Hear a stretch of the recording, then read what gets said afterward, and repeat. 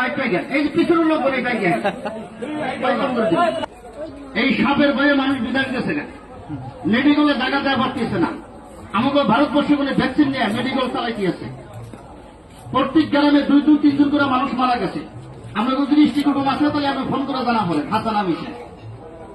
আর ওনার বাসায় কয় রাসেল ভাইবার, ওইটা মরুভূমি জায়গায় থাকে। ওই সাপটা ওই দেশের মধ্যে কি স্যার মতন না আমাদের ভারতবর্ষের মাটিতেও আছে দুই একটা করে, না থাকা না। এইটা আপনি চীনের ভাইয়া হইয়া ভোটাং হইয়া আমাদের এগুলা জায়গায় বাবু দুই একটা দেখা দিছে এই বছর, আগেও 2-1 দেখা দিছে, এই বছর বেশি সংখ্যা।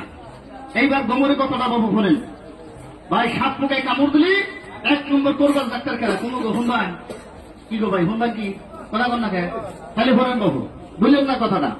1 নম্বর করবার ডাক্তার গেল তো আপনারা, তখন আমরা কি বুঝলাম বাবু? হ্যাঁ এই যে হরেন কথাটা আমরা উড়াম জানি, সাপে কামড় দিলি বান্ধুন দা লাগে, তাই তার আগে না গো।